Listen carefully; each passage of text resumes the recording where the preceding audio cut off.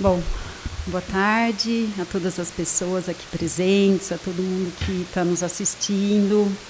É um prazer estar aqui junto com a professora Ana Bison, que vai falar também rapidamente, logo após a minha fala aqui de apresentação. Acho que é importante dizer que essa é uma atividade que eu e Ana organizamos como parte das atividades da disciplina de Tópicos em Linguística Aplicada, que é a LP 215 desse semestre, que reuniu alunos e alunas muito engajados, engajadas e que estão aqui presentes hoje, a quem a gente agradece muito pelo semestre e também por toda a participação. A gente tem outras convidadas, a quem também a gente agradece. E essa atividade é também uma atividade integrante do nosso projeto do CNPq, que temos aí desenvolvido, Ana e um conjunto de colaboradores, docentes de outras universidades, e inclusive o nosso coordenador internacional, que é o professor Ângelo Martins Júnior, que está aqui hoje com a gente, que vai proferir uma fala sobre a temática das colonialidades das migrações.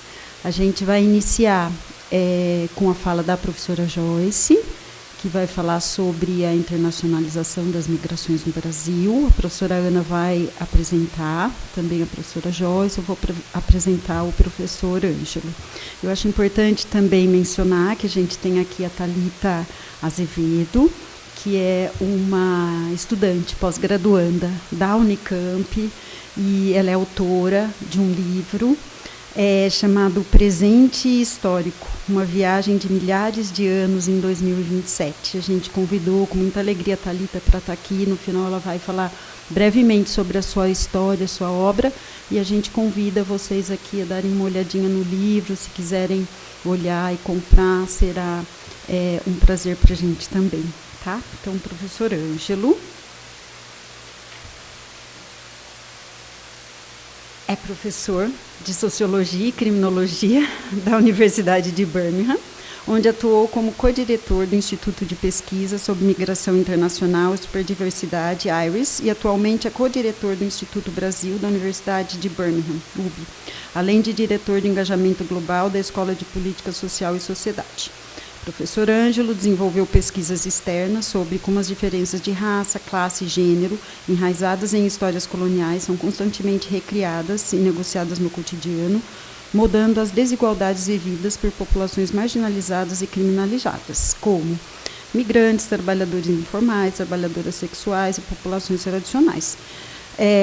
Grupos esses que enfrentam diversas formas de precariedade, desigualdade, exploração e violência no Brasil, na Europa e na África Ocidental.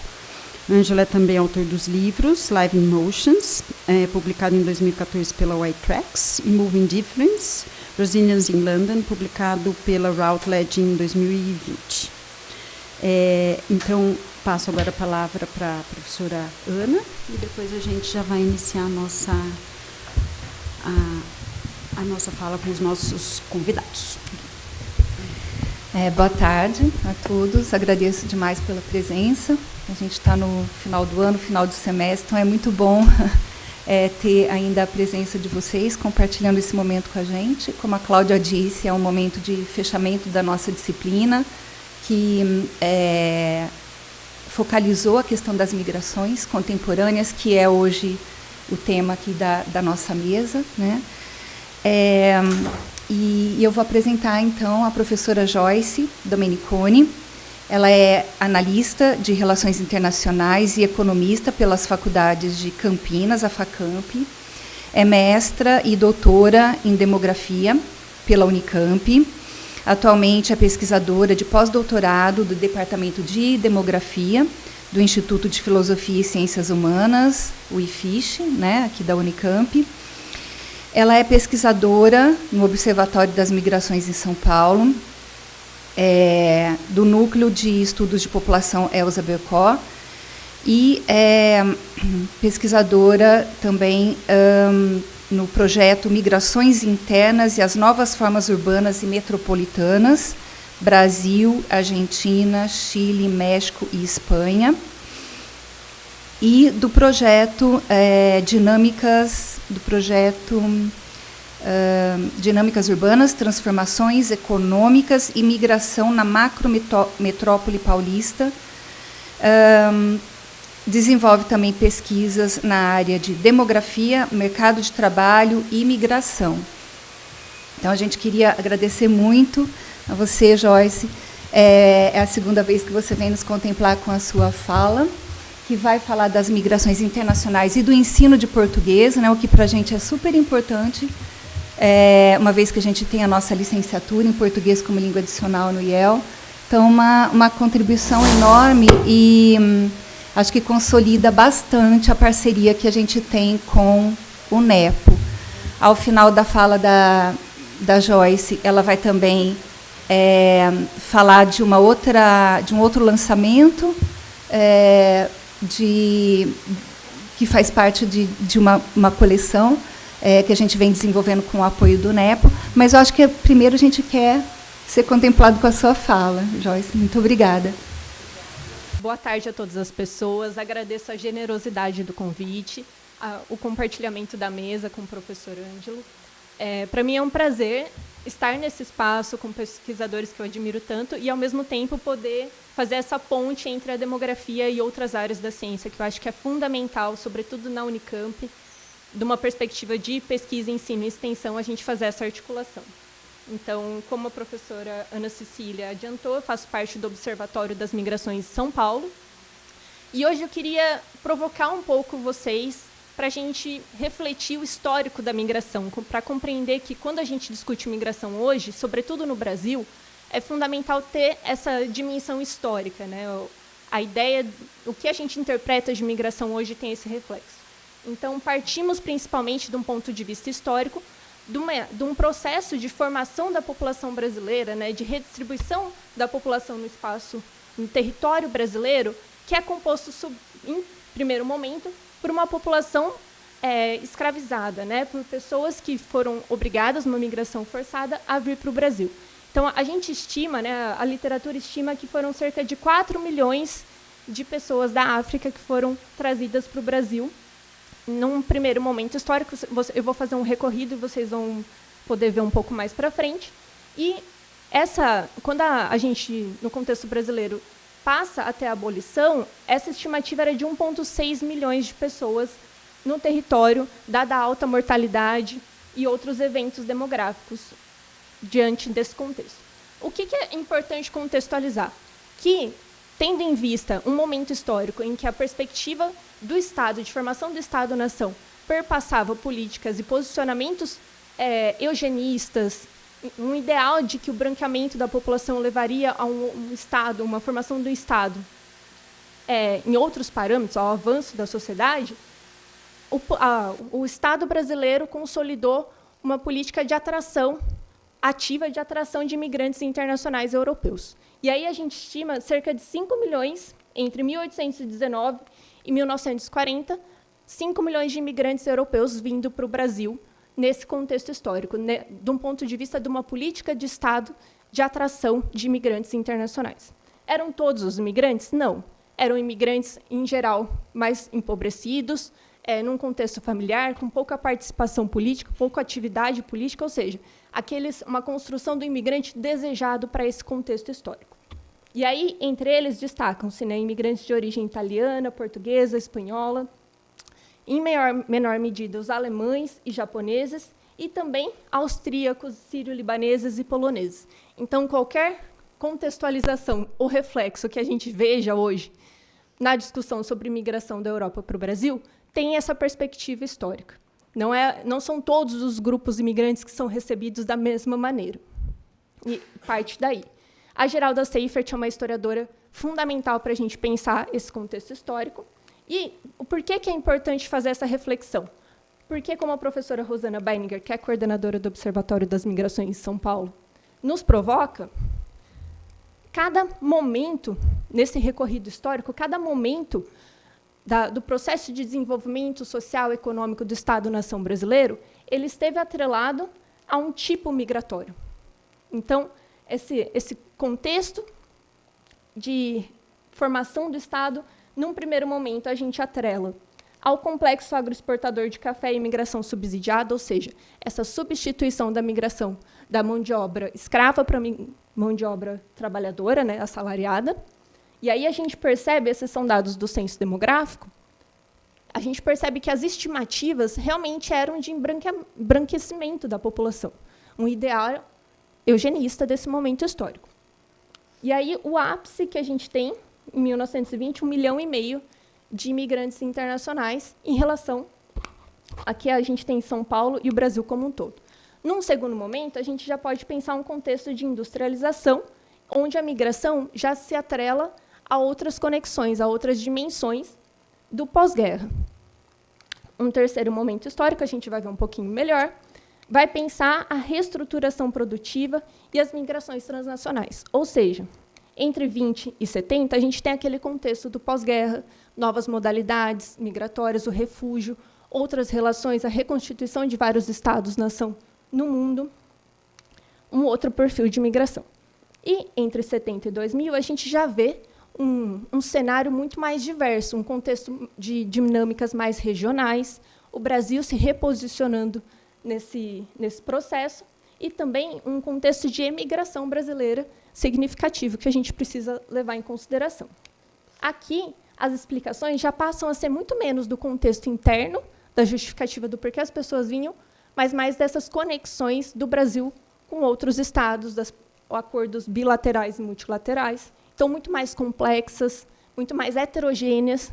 E aí, outra dimensão, que é diferente daqui, migrações que não são mais tão permanentes, elas são muito mais dinâmicas, mais rápidas. A possibilidade de acesso às informações para migrar são muito mais diversas, em termos tecnológicos e de transporte também.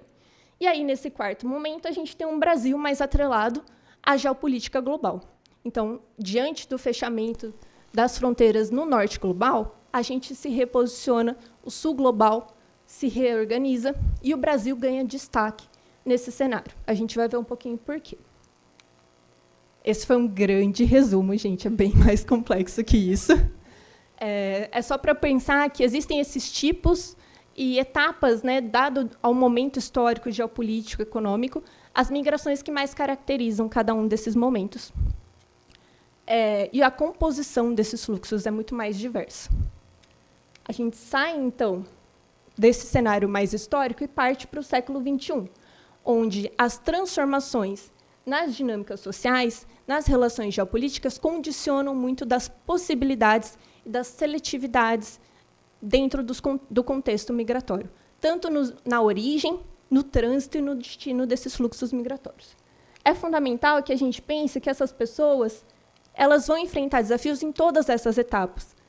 Eles são um excedente de população necessário em todo o seu perfil, seja aquele em condição mais vulnerável ou aquele em condição mais qualificada. Essa mobilidade da migração em todos os seus perfis sociodemográficos ela é necessária para o contexto que a gente está vivendo. E aí é o grande desafio, né? A gente dá visibilidade, não apenas ao que ganha mais atenção, mas fazer uma reflexão crítica, né, sobre a heterogeneidade desses processos e essas experiências desses imigrantes.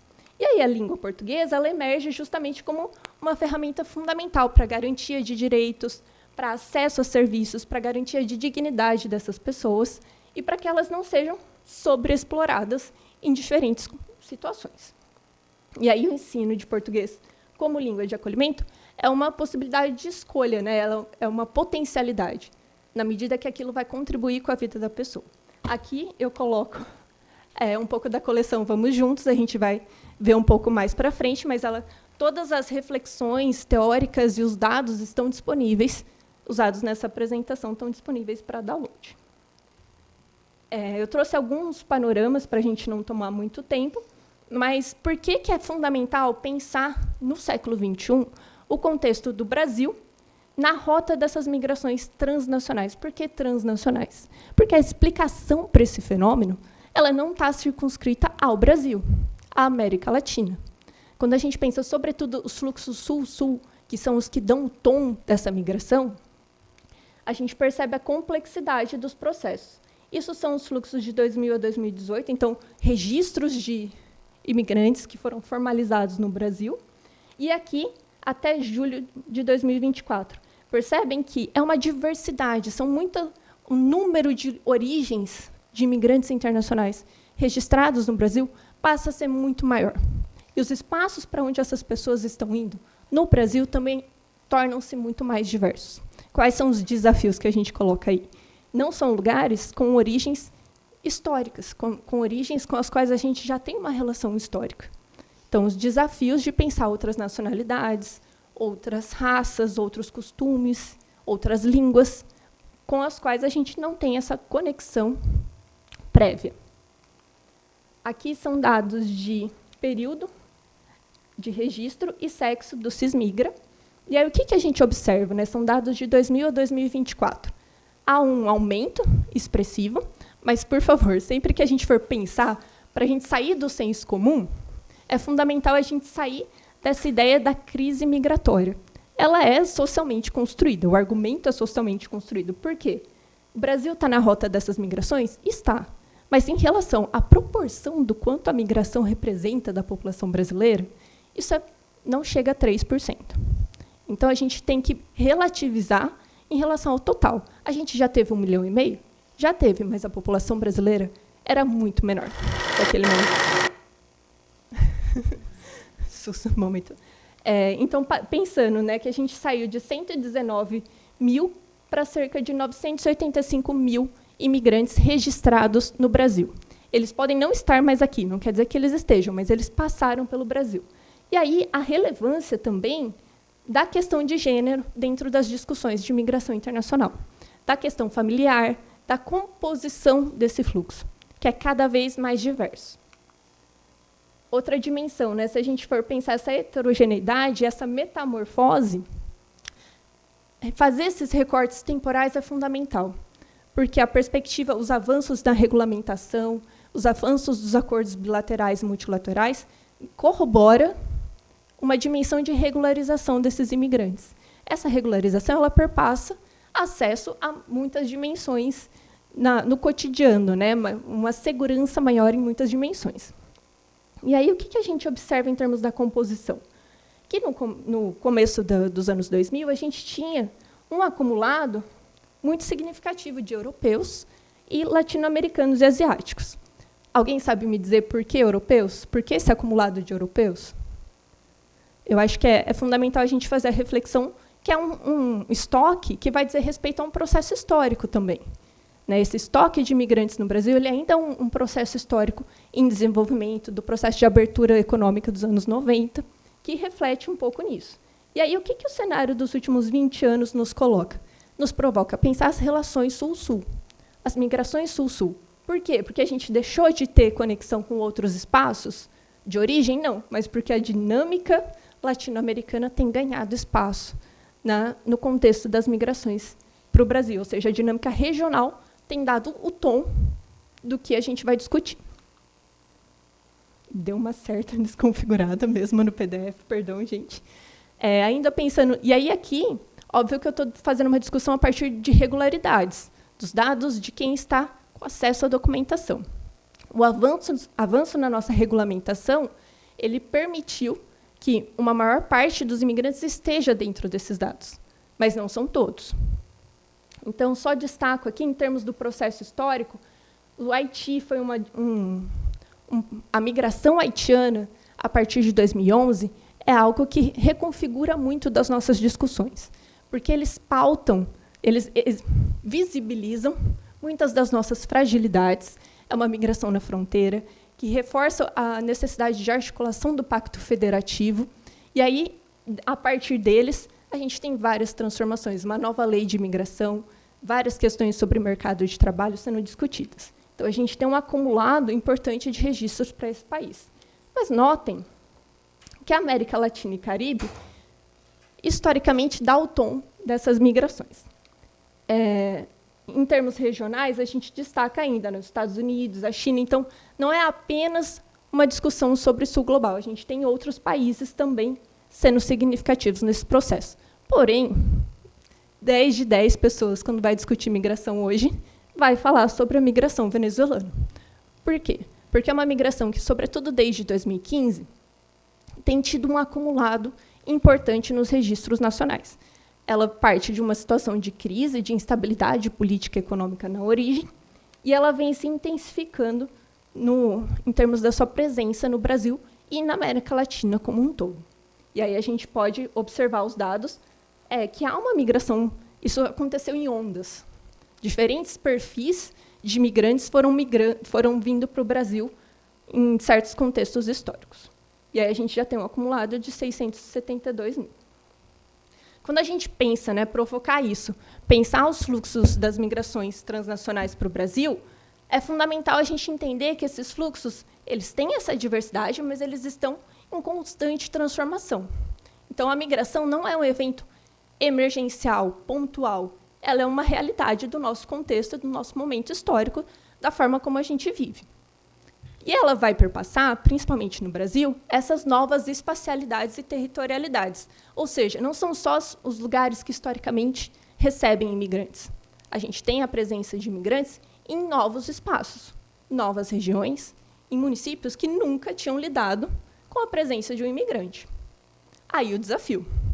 Desafio só para a gestão pública? Não, para a sociedade como um todo. E essas novas temporalidades, elas desafiam muito, porque não é o imigrante que vai permanecer naquele lugar, necessariamente. Ou é. Então, como você lida com essas diferentes demandas e necessidades a partir do tempo do projeto migratório desse imigrante? Aqui eu trouxe só a estrutura etária, como boa demógrafa, para vocês perceberem que o perfil foi mudando ao longo do tempo, e que ele é hoje muito mais, se antes era muito mais economicamente ativo, um caráter mais laboral, hoje ele é muito mais diverso, tem uma presença maior de mulheres, de crianças e de idosos. Na média, cada fluxo, cada temporalidade de cada fluxo vai ter um perfil diferente. Não posso deixar de passar pelos marcos regulamentares, então, o Brasil é conhecido como um país possível, como a professora Rosana coloca, porque a gente tem uma regulamentação muito avançada em relação a outros países. Eu não vou me debruçar tanto sobre isso, mas a gente tem o Estatuto do Estrangeiro, que parte de um entendimento do Estatuto do Refugiado, que parte de um entendimento do refúgio, que é mais abrangente, que considera grave e generalizada a violação de direitos humanos. Isso não é geral, não é para todos os países. A gente tem uma lei de imigração que tem princípios pautados nos direitos humanos, o que é muito importante. E a gente hoje, recentemente, vocês podem ver, de 2 meses atrás, uma política nacional migratória que visa justamente essa coordenação governamental, essa participação social e uma articulação interfederativa. Tudo isso, na prática, funciona? Todo mundo consegue ter os seus direitos garantidos em todos os aspectos? Nem tanto. Então, divulgar, discutir, tornar mais presente, mais próximo esse diálogo com os imigrantes é fundamental e é a nossa função aqui como academia. E aí a gente reforça, que existem barreiras que são estruturais, que a garantia de direitos, tanto para nacionais como imigrantes, é um processo. A título de discussão aqui, perdão, não dá para ver muito bem. Mas esses dados são da Munic, que é uma pesquisa sobre acesso a políticas públicas, ou presença de políticas públicas municipais. O primeiro mapa fala sobre a existência de curso permanente de português, voltado especificamente para o imigrante refugiado. E aí a gente percebe, dado aquela outra informação, que essa regionalização do ensino de português ainda é pouco presente. E, em outro lado, municípios que realizam atendimento multilingüe nos serviços públicos, ainda mais escasso. Então, dado o crescimento expressivo, a presença mais diversa dos imigrantes em diferentes espaços do Brasil, a restrição de um ensino de português e de um acesso multilingüe ainda é um elemento crítico. A gente pode reforçar, sobretudo, nos novos espaços, a questão da fronteira com Roraima, as fronteiras em geral, mas também novas espacialidades. Então, a região sul, e outros municípios mais do interior, essa interiorização da migração. Por que eu estou reforçando essa perspectiva? Porque, justamente, né, pensar essa interiorização é entender que o serviço público, os diferentes atores vão precisar se adaptar, que a gente precisa pensar esses novos polos de atração, os motivos disso. Campinas, por exemplo, é um espaço que tem atraído, a região metropolitana de Campinas tem atraído muitos imigrantes, e aí os motivos são vários, a gente vai pensar desde as redes, a economia local, o mercado de trabalho, a infraestrutura do setor público para atender os imigrantes, que aqui é um pouco melhor, e a questão central. Qual é o novo perfil do imigrante de Campinas? Quem são essas pessoas que escolhem a nossa região como destino? E aí, aqui, só um recorte.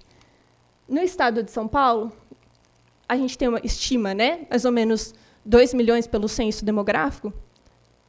No estado, aliás, pelo censo e pelos registros, entre 2000 e 2024, a gente recebeu no estado de São Paulo 733 mil registros de imigrantes. Desse montante, Campinas tinha 41,7 mil. E aí, não só no centro metropolitano, mas nesses outros municípios. Todos eles possuem serviço de atendimento ao imigrante? Não. Campinas tem, ainda sempre em desenvolvimento, mas é isso. Como que esses imigrantes vão ter os seus direitos garantidos? E eu não estou falando só daqueles estudantes, dos empresários que estão aqui com as empresas multinacionais. E é justamente isso que é crítico. A gente sempre teve um histórico de imigração internacional. Qual é a diferença? São pessoas que vão ter outras demandas, que vão precisar de um olhar mais atento do poder público. Só pensando nos desafios locais, né? Essa inserção sociolaboral, os desafios dessa questão étnica, dessa questão religiosa, cultural, das relações de trabalho em outros países. A formalização em outros países não é a mesma do Brasil. A questão educacional, então, a língua como uma barreira, tanto dentro de sala de aula como na institucionalidade, né? na comunicação, e a falta de preparo, muitas vezes, desses atores. A questão da vulnerabilidade social, porque muitos deles chegam precisando de uma atenção ainda maior. A gente registrou 415 mil imigrantes no cadastro único para o Brasil. Então, são pessoas que estão realmente numa situação de vulnerabilidade socioeconômica. E essa questão da diversidade linguística. Por quê? Se a gente pensa na migração internacional, instintivamente, a gente vai pensar num espanhol, num inglês, num crioulo haitiano, mas não são só essas origens. Então, a gente já tem fluxos muito importantes do Senegal, do Congo, da Síria, do Afeganistão, que são línguas com as quais a gente não tem nenhuma conexão. E é aqui o trabalho da professora Ana Cecília nessa ponte entre o imigrante, a sua garantia de direitos, e a realidade que esses imigrantes estão enfrentando no seu cotidiano. Em termos do ponto de vista da barreira linguística, essa violação concreta de direitos ela aparece de diferentes formas. Aparece na saúde, então, no processo de atendimento, a dificuldade de ter um diagnóstico adequado, porque a pessoa não consegue comunicar exatamente as questões que ela tem. No trabalho, porque a gente tem um mercado de trabalho que é quase 50% informal. Então, essa ideia do contrato de trabalho, a pessoa compreender as limitações e potencialidades ali. Na educação, tanto, e aí, de novo, nessa barreira linguística que pode gerar bullying, isolamento, como a comunicação da família com essa instituição. Na questão da justiça, né, a pessoa não procurar a justiça, não se entender como um sujeito de direitos. E na cidadania, como que a pessoa atua e se posiciona e tem os seus interesses defendidos à medida que ela não vota. Finalmente, caminhando para o encerramento, essa ponte é que eu faço um parênteses. Busquei fazer esse diálogo, mas não é, de fato, a minha área, que eu agradeço demais. Que a gente dialoga com a professora Ana Cecília, com o Instituto de Letras, no âmbito da demografia, do Observatório das Migrações em São Paulo, porque é fundamental pensar esse ensino desde de um ponto de vista de acolhimento, da compreensão dessas temporalidades, dos interesses, das necessidades desses imigrantes. E, então, por fim, né, como uma política não só de internacionalização, como somos constantemente cobrados, mas como uma política pública de inclusão e de cidadania, de garantia desses de direitos para esses imigrantes, que já está na nossa normativa, não é algo que foge à realidade. Por quê? Porque os dados demográficos estão nos mostrando esses fluxos estão aumentando. E eles precisam ser contemplados na sua especificidade linguística. Por quê? Eles não vão diminuir. A migração é uma realidade da forma como a nossa organização de sociedade está colocada. O que vai determinar, a partir do momento que a gente garante ou não direitos, é o quão vulnerável essas pessoas vão ser à superexploração. O quanto elas vão ser exploradas, vulnerabilizadas no seu processo de inserção na sociedade de destino. E, finalmente, não é uma questão distante. Foi por isso que eu fiz o recorte de Campinas. Parece algo lá da fronteira, algo de São Paulo. Não, está no nosso cotidiano, em cada uma das nossas atividades de trabalho, de estudo, de convivência no meio público. E aí, fazendo uma reflexão, qual é o nosso papel como universidade pública? Como cidadãos, enfim, a gente pode fazer uma outra reflexão, mas, como universidade, a gente tem uma responsabilidade em visibilizar esses processos, em visibilizar essa heterogeneidade e essas demandas, e à medida que a gente pode sanar essas dificuldades. Então, em termos de... E aí eu agradeço o tempo, acho que eu passei um pouquinho, mas eu agradeço esse espaço de discussão. Por quê? Porque, para além do que a literatura nos coloca, olhar para as migrações, para o Brasil na rota das migrações transnacionais, de um olhar do sul global, é perceber que a gente tem avanços normativos importantes que foram conquistados com a atuação desses grupos migrantes, que não são naturais, não foram gentilmente concedidos. Foi um espaço de debate, de discussão, em que tivemos muitos reveses. Então, esses avanços eles são pautados nos direitos humanos, mas eles têm que visar o empoderamento desses grupos migrantes. Ao mesmo tempo, a sua integração social, à medida que é interessante para o projeto migratório deles, e esse acesso a direitos, o reconhecimento coletivo de que eles são sujeitos de direitos.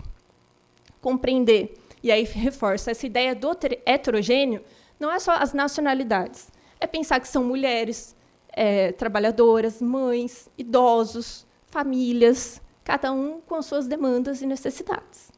E, finalmente, pensar o ensino e o aprendizado de português de forma a promover, e aqui eu vou ler um pouquinho, o desenvolvimento de habilidades linguísticas com o objetivo de viabilizar aos estudantes o seu protagonismo dentro da nova sociedade e o direito à liberdade, bem como dar condições para o exercício da sua autonomia, dos seus direitos e da sua cidadania. E aí eu agradeço, porque essa apresentação não existiria sem esse debate coletivo. Agradeço contribuições. E aqui, só para mostrar, a gente tem um banco interativo, que vocês podem acessar todos esses dados, pode mandar dúvida, pode nos procurar. A ideia é garantir que todo mundo consiga fazer essa discussão baseada em evidências, sair do senso comum, sair, enfim, de visões mais limitadas sobre o fenômeno. E aí, aqui, eu deixo para a professora Ana Cecília falar um pouquinho sobre o lançamento do livro. Agradeço a parceria. E é isso. Aliás, gente, hoje é Dia Internacional dos Direitos Humanos, então, aproveitando o espaço. Muito obrigada.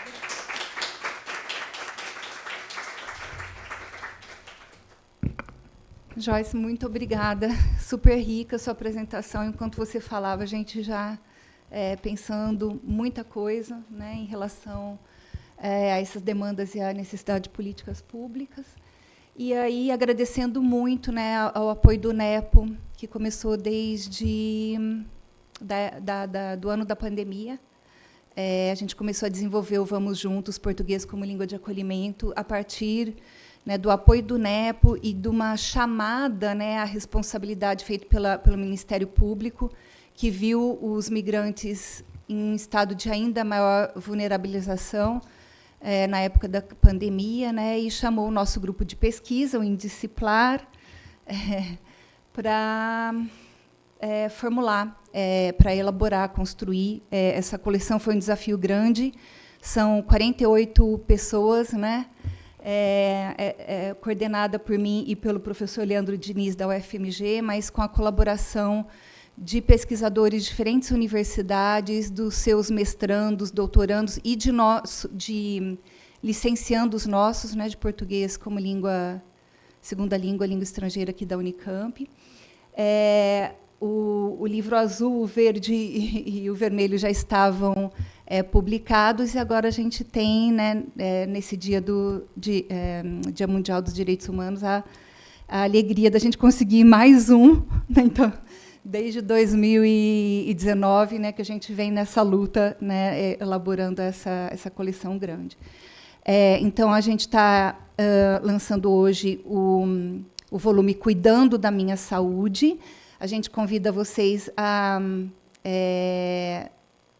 acessar, né, o volume. Ele está no site do NEPO. É só digitar NEPO Vamos Juntos, NEPO Vamos Juntos, que vocês vão ter acesso a todos os volumes, inclusive a esse novo. Quero agradecer a todos os autores, né, de cada uma das unidades, são 5 unidades, não vou nomear todo mundo aqui, mas quero agradecer demais a persistência, a colaboração enorme durante todos esses anos para a gente terminar. Então é isso, super obrigada, acessem. Obrigada, professora Ana Cecília. Essas publicações estão gratuitas para download, vocês podem baixar suas referências, e muito obrigada, gente. Sim, tudo acesso livre. Então, eu chamo o professor Ângelo Martins para a sua apresentação. Muito obrigada. Muito obrigada. Deixa eu abrir aqui a minha rapidinho.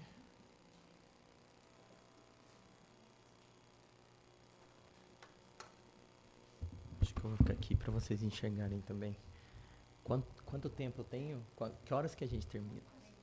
Não, pô, tá cansado, né? 10 de dezembro. Boa tarde, pessoal. Antes de mais nada, obrigado por estarem aqui em pleno dezembrão, né? Terminando tudo. Opa, subi muito. Na realidade, a minha apresentação, o título Colonialidade das Migrações, antes era problematizando categorias do migrante, né? Porque eu ia trazer, na realidade, mais de uma discussão, mais de um trabalho, mas pensando com a Cláudia e com a Ana, a gente achou melhor reservar um tempo para um documentário, e esse documentário que eu vou passar na segunda parte da fala, eu vou falar então por 20 minutinhos, tá? Vai ser rápido. E ele tem 20 minutos, o documentário. O documentário, eu acho que é interessante porque é um documentário que ele não está disponível online, eu posso até explicar mais depois, mas por questões éticas e até processo de decisão junto com o pessoal que produziu o documentário. São jovens meninos da África subsaariana que cruzaram pelo deserto, depois o Mar Mediterrâneo, Itália, França, Reino Unido, e eles aprenderam, né, trabalhando junto com um produtor de filmes, que é um parceiro nosso, que ensina as pessoas a produzirem um filme. Então, eles produziram o filme, tá? E eles editaram. Então, a narrativa toda do filme foi produzida por eles. Porque, geralmente, a gente produz coisas com grupos marginalizados, etc., mas a edição é nossa. Então, a narrativa acaba sendo nossa, né? Então, nesse caso, a gente teve cuidado, mas também recurso e tempo, que permitiu com que a gente fizesse dessa forma, tá? Então, eu vou falar um pouco da questão do escravo moderno, mas só para falar rapidamente sobre colonialidade, que todo mundo usa isso e está virando tudo e nada ao mesmo tempo. E eu trabalho muito com né, os legados do mundo colonial, informação de Estado-nação, como ainda moldam as nossas vidas, mas é um termo que eu estou evitando utilizar hoje, porque está sendo utilizado de uma forma muito solta e acaba virando nada, tá? Mas aqui eu acho que cabe.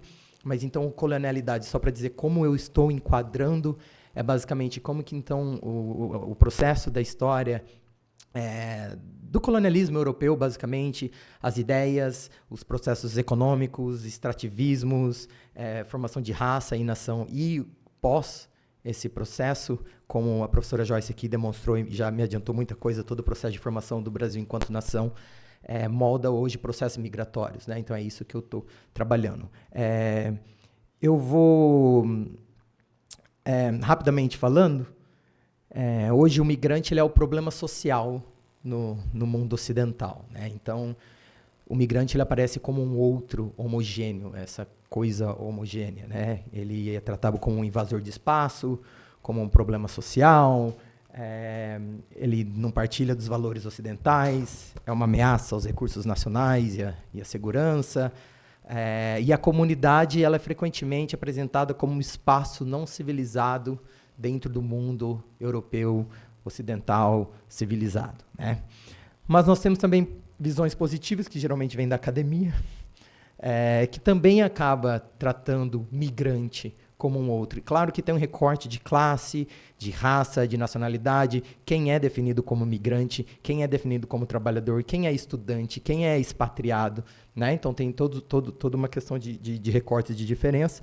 E um desses processos de romantização é a ideia de comunidade transnacional e solidariedade étnica, né? Então a ideia de que o migrante é ainda a pessoa do que hoje chamamos de sul global, que se move por redes étnicas baseadas em solidariedade, que o pessoal vai se ajudar lá, baseado nisso, né? E a gente sabe que não é bem assim. Então, como a própria Joyce colocou, as diferenças são muito importantes. Então, no meu trabalho anterior ao projeto que eu vou discutir agora, com brasileiros em Londres, era basicamente olhando isso. Então, como a nossa formação enquanto nação, como a presença de africanos escravizados, de europeus, de asiáticos no Brasil, na formação de nação, molda hoje ainda a experiência de brasileiros em Londres, né? Como que diferenças de classe, de raça, de gênero são negociadas nos espaços de possibilidades e nas jornadas deles, e como eles se identificam ou não enquanto migrante, enquanto brasileiro. Mas o que eu vou discutir aqui é um outro processo de romantização, que é o escravo moderno, que é uma vítima, né? Um objeto vitimizado sem agência, tá? Bom, vocês devem estar falando, aqui a gente trabalha, discute tanto com essa questão do escravo moderno, como uma questão progressista, o que esse doido está trazendo, vai criticar isso agora, né? Temos a lista do trabalho escravo. Então, só para dizer que, na realidade, a discussão sobre escravo moderno, ou modern slavery, no inglês, ela é diferente da discussão sobre condições análogas à do escravo, que é uma lei de 1940 no Brasil, mas que hoje, sim, o que a gente vai discutir aqui hoje influencia a discussão sobre trabalho escravo, condições de escravo no Brasil também, tá? E eu vou falar, então, baseado nesse projeto, que é o Modern Marronage, a busca e a prática por liberdade no mundo contemporâneo, e eu vou apresentar depois o filme para vocês, tá bom? Então, escravidão moderna. Esse discurso que eu falei que a gente é crítico, ele nasce na década de 90, quando ativistas, ONGs, corporações e políticos eles se voltam para a história da escravidão moderna, da escravidão transatlântica, para chamar situações de explorações no mundo atual como escravidão moderna, né? Então você tem, por exemplo, a Theresa May, que era a primeira-ministra britânica, lutando contra a escravidão moderna. Você tem o Donald Trump justificando a construção do muro entre México e Estados Unidos como uma maneira de lutar contra a escravidão moderna. Você tem a Global Alliance, uma aliança global contra o tráfico das grandes empresas e tal. E o tráfico a Convenção sobre o Crime Organizado Transnacional enquadrou o tráfico e o contrabando como um problema de criminalidade, de que no inglês é o crime control. Mas esse discurso ele dá um tom de humanitarismo, tá? Na luta contra contra o tráfico e a escravidão moderna. Então, você tem, por exemplo, o ex-primeiro-ministro italiano falando que os traficantes de seres humanos hoje são os traficantes de escravos do século XXI e devem ser levados à justiça. Bom, por que eles falam tudo isso? E tem isso também uma discussão acadêmica, tá? Eles também teorizam a escravidão moderna. Porque, para eles, o que define escravidão, o paralelo entre a escravidão transatlântica e as situações do presente, é que a escravidão reduziria seres humanos a objetos. Tá? Então, o paralelo está no fato de traficantes malignos transportarem de maneira forçada, principalmente, vítimas que são mercadorias, objetos, sem agência ou voz. Então, vocês podem olhar todo o material de propaganda que tem um recorte de gênero muito forte, são sempre mulheres também embaladas como corpos, e a mão falando que ela não pode falar, etc. Tal. Então, esse é o discurso. Bom, mas quando a gente se engaja teoricamente e empiricamente com a discussão de escravidão moderna, a gente encontra alguns problemas, tá? O primeiro problema é que tem no inglês a gente chama de a lacuna retórica, né, entre a realidade e o discurso. Por quê? Os chamados escravos modernos, hoje, né, eles buscam se mover e buscando maior liberdade ou até uma vida melhor. Então, as pessoas migrantes que saíram da África subsaariana e são chamadas de escravas modernas na Europa hoje, elas buscaram sair de lá, né? Os escravizados transatlânticos não queriam vir para a América, né? Ou eles nem imaginavam subjetivamente que poderia ser algo positivo ou melhor que a condição de vida que eles tinham, que eles possuíam, né? Então isso já começa uma questão. O outro é que eles tomam o sofrimento das pessoas como uma questão individual. Então é uma questão de traficantes malignos explorando objetos. Então, o que eu faço? Eu individualizo questões sociais, de desigualdade, estruturais, que colocam essas pessoas em situações de dependência de outros, né? Então, esse apelo moral, porque ninguém é a favor da escravidão. Todo mundo, até o Donald Trump, está lutando contra a escravidão moderna, certo? Então, esse apelo moral de traficantes malignos, ele tira o foco das desigualdades estruturais e do papel do Estado e da lei na produção de desigualdades e de controle de populações marginalizadas. Então, eles se esquecem, além de tudo, e aí isso é uma leitura errada do que foi a escravidão transatlântica, que a escravidão transatlântica ela era moderna. No português, a gente chama de moderna já, né? Mas ela já era moderna, ou seja, ela era um sistema econômico, político, social e jurídico extremamente lucrativo, dependente da existência do Estado moderno e da legislação moderna, né? A escravidão transatlântica ela existiu ao lado do capitalismo, ela fez parte do capitalismo, né? Não é essa dicotomia de tradição e modernidade. Não. A Inglaterra, onde vivo, estava desenvolvendo, as cidades crescendo, o sistema de saúde, o NHS, sendo construído com dinheiro da escravidão, né? Enfim, então, no nosso trabalho, a gente faz o seguinte, bom, beleza, a gente concorda que olhar para a história do passado para tentar entender processos de desigualdade, violência no presente é interessante, mas a gente muda o foco. Não vamos olhar, então, no paralelo histórico e falar, olha, é a mesma coisa. A gente não olha no transporte para a escravidão, essa coisa forçada de se tornar mercadoria, etc. Mas a gente olha nos esforços para escapar da escravidão, que é a ideia de, no inglês é o fugitivity, né? É o fugitividade. Não sei quantos de vocês leram um artigo para aula hoje, mas era basicamente sobre isso. Tinha um artigo, não fez tarefa de casa, Joyce. Então, o nosso projeto ele faz isso, ele muda o foco. A gente, então, marronage, que é um conceito que tem no espanhol, no francês, que vem dos maroons, né, que no português a gente poderia traduzir, mas não é a mesma coisa, como quilombagem. Né? Então, mas eram os esforços de pessoas escravizadas de tentarem se aproximar da liberdade, das formas mais complexas. Formação de quilombos também, mas não somente. Aceitar formas de trabalho precário para comprar liberdade, o próprio trabalho sexual, mulheres escravizadas que, na realidade, acabavam matando seus filhos por achar que, na realidade, as crianças seriam livres se morressem, né? Porque não queriam que elas passassem por aquilo. Enfim, então, a gente olha para esse paralelo nos esforços de pessoas escravizadas fugitivas, que buscavam, então, escapar da escravidão transatlântica. Tem uma literatura gigantesca em inglês sobre isso, muita biografia de pessoas fugitivas, e no paralelo com os esforços de pessoas que tentam praticar a liberdade em contexto de controle extremo e restrições de direito na atualidade, como eu particularmente trabalhei com migrantes regulares subsaarianos, refugiados, requerentes de asilo no Brasil e na Europa, tá? Porque ambos os grupos eles se movem em busca de maior liberdade. Então, quando a gente tira o foco a gente olha para a fugitividade, o que ela nos permite enquanto conceito analítico também, né? E quanto uma lente de análise. Esse era o artigo que você foi passado para a aula.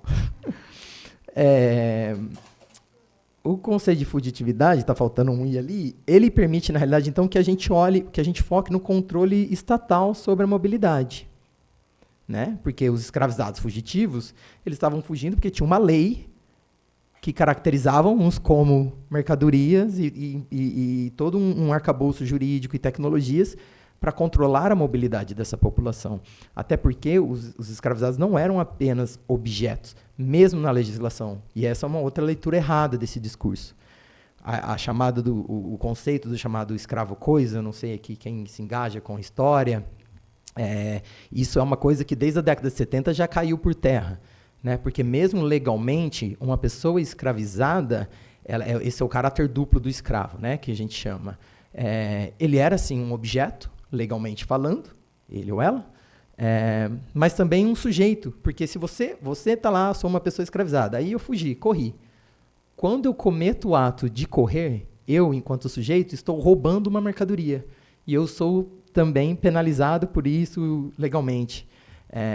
Então, tinha esse caráter duplo. Né? Então, a gente também consegue olhar para essa continuidade histórica, desigualdades estruturais e sistemas legais, como políticas de migração, controle de fronteiras e políticas socioeconômicas globais, que elas removem o acesso a direitos básicos, como de se mover, de trabalhar, de ter uma habitação digna, e deixam as pessoas vulneráveis à exploração. Por quê? Se você não tem uma casa para viver, você não vai aceitar dormir no fundo de numa casinha em troca de trabalho? Né? Então, as pessoas elas se tornam dependentes de outras para se mover e para sobreviver. Eu geralmente brinco, falo que solidariedade e exploração, elas são duas faces da mesma moeda, que é a moeda da dependência. Então, quando você é dependente, e isso você vê em violência doméstica, em vários outros grupos marginalizados e excluídos historicamente. Né? Porque quando você é dependente de alguém, você pode receber ajuda, mas você pode também ser explorado, os dois ao mesmo tempo. Né? E o que acontece muito com os chamados traficantes, etc. Quando você faz pesquisa, as pessoas, na realidade, falam, não, essa galera aí me ajudou. Né? Mas tem muita gente também que foi explorada, foi torturada, enfim. E aí, quando a gente, então, olha para esses paralelos históricos, fazendo essa pergunta, então, será que essa galera, na realidade, eles não eram fugitivos modernos? De novo, é uma pergunta, tá? A gente não está aqui, a gente tem que tomar cuidado com esses pulos históricos também. Você vai falar, tá vendo isso aqui? Ó, colonialidade, ó, igualzinho. Não, não é a mesma coisa. Mas como que a gente pode pensar em paralelos, né? E aí, fazendo isso, a gente encontra vários paralelos. Então, um deles é no controle estatal sobre a mobilidade. Então, você tem, por exemplo, em técnicas utilizadas pelos estados para restringir a mobilidade de pessoas escravizadas no passado, com técnicas utilizadas hoje para restringir a mobilidade de imigrantes e refugiados, como utilização de passaporte, visto, cerca, patrulha, sanções a transportadores, a quem ajuda a pessoa a se mover. Na realidade, várias dessas técnicas hoje elas foram criadas e inventadas no período da escravidão transatlântica. Por quê? A mobilidade da pessoa escravizada era necessária ao capital. Certo? Então, porque eu precisava que essa galera fosse, vendesse, mesmo quantos escravizados urbanos não existiam, que faziam dinheiro e levavam para os seus donos, os chamados escravos de ganho. Mesmo pessoal. Então, você precisava dessa mobilidade. Quem aqui já não assistiu os filmes que o pessoal precisava do passe para ir de uma fazenda a outra? Né? Então, você já tem inícios de tecnologias que eram utilizadas lá, foram inventadas lá, que são utilizadas hoje ainda. E você tem, isso aqui é um paralelo muito interessante com o Reino Unido, por exemplo. Não sei se vocês conhecem a história dos Estados Unidos, mas você tinha a lei do escravo fugitivo no século XIX. Quando os estados do norte dos Estados Unidos se tornaram escravos livres, que não tinham mais escravidão, no processo, em toda a discussão, na briga, né, que também resultou na guerra civil deles, eles criaram a lei de criar um ambiente hostil ao fugitivo no norte. Então, se um escravizado fugitivo fosse pego no norte, ele seria deportado de volta para a escravidão. Então, mesmo nos estados livres. Então, você criava todo um ambiente hostil para a pessoa não ficar lá. E hoje, isso é uma política, o mesmo nome, que é o Hostile Environment, no Reino Unido, contra o migrante ilegal, que eles chamam, que é o migrante regular. Isso aqui é uma van que ela corria pelas cidades de Londres, especificamente em bairros com alta concentração de alguns grupos migrantes, falando, né, vá para casa ou será preso. Aí tem uma algema, enfim. E aí você tem toda uma política de criação de um ambiente hostil, então você não tem acesso à educação, você não tem acesso à moradia, você não pode alugar casa sem documento, você não abre a conta em banco. Então você depende de outras pessoas, abre espaço para exploração, certo? E quem criou o Hostile Environment foi a Theresa May. E a Theresa May foi quem criou o Modern Slavery Act no Reino Unido, a lei contra a escravidão moderna. Então a mesma pessoa criou as duas leis, né? Um outro paralelo é nas jornadas, né, para sobreviver ou para chegar próximo da liberdade. Então, táticas utilizadas por escravizados para se aproximarem da liberdade, semelhante hoje a utilizadas por grupos migrantes, como esconder-se dentro de caminhões, receber ajuda, mas também exploração, aceitar trabalho precário como uma forma de sobreviver ou para comprar a liberdade. Tem os marinheiros aqui, né? Porque isso era um tipo de trabalho que era extremamente precário. Mas era onde os escravizados fugitivos eles iam trabalhar. Porque daí não tinha muito controle, a galera não aceitava. Então, de novo, muito semelhante com o que a gente vê hoje. Trabalho sexual como uma forma de se aproximarem da liberdade. Muitas mulheres escravizadas, elas utilizaram o trabalho sexual como uma forma de conseguir dinheiro para comprar a própria liberdade, ou até sofrer menos violência. Bom, a gente tem casos clássicos aqui, que viraram depois de literatura, filme, no Brasil. E também o paralelo histórico entre o pânico e o medo contra a abolição no passado e a imigração hoje. Né? Porque lembrar que a discussão era, não, se a gente abolir essa galera, a gente está enrolado. Eles vão invadir a gente, eles são incivilizados, bárbaros, etc, etc. Então você vê também esse pânico moral também muito parecido com o que a gente vê hoje. E um outro paralelo é a criminalização de abolicionistas no passado. Então, vários abolicionistas foram presos, criminalizados, e ativistas ou agentes humanitários hoje no presente. Porque se você estiver lá de férias na Itália, na Sicília, lugar muito bom para passar férias no verão, tal, aí você encontra um barquinho afundando. Você está lá de barco. Se você pegar essas pessoas e levar para a Europa, você fez o quê? Traficou. Então você vê vários, aqui são bombeiros, mas também chefes, tem grupos ativistas, etc., que estão tendo que se defender legalmente para não serem presos por tráfico, por não deixarem as pessoas morrerem. Se você pegar uma pessoa do mar, leva de volta para o continente africano. Se você levar para o europeu, você está traficando. Tá? Enfim, mas tudo isso com o discurso humanitário. Então, na realidade, esse discurso ele move não só o foco das estruturas, mas ele acaba justificando atos totalmente iliberais por parte do Estado. Como, por exemplo, um caso que aconteceu ontem, quem já viu a minha fala ontem, eu peço desculpa, que é o mesmo vídeo de ontem, mas esse é um caso da Lava Rápido, não a Lava Rápido brasileira, a Lava Rápido de carro mesmo, Lava Jato. Lá a Lava Jato é um local de escravidão moderna, é um dos locais de escravidão moderna. E tem um aplicativo, que é esse aplicativo aqui da esquerda, e assim, você vai lá, lavar o seu carro, parou, aí você abre o aplicativo. Aí o aplicativo faz perguntas do tipo como essa daqui. Do workers have access to suitable clothing? Os trabalhadores têm acesso a roupa adequada para o trabalho? Aí tem lá luva, bota, aí você olha, não está de luva não. Não tem não. Você acha que eles dormiram bem à noite? Estão cansados? Acho que estão cansados. Você acha que eles dormem no local? Acho que sim. É um possível escravo moderno. Denuncie.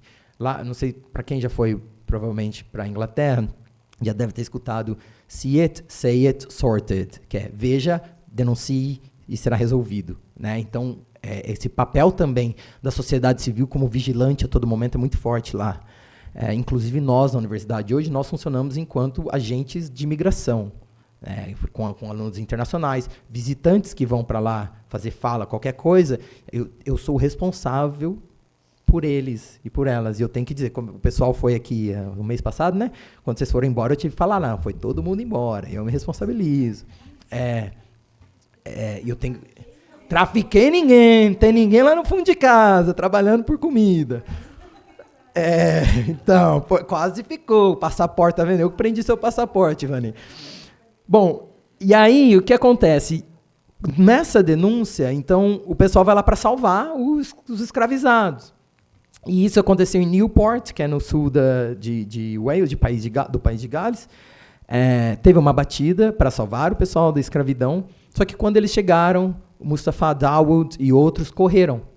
Porque o Mustafa Dawood, ele era um requerente de asilo, e requerentes de asilo não podem mais trabalhar por causa do hostile environment. Então ele estava trabalhando irregularmente, porque ele não consegue viver só com o que é dado para ele.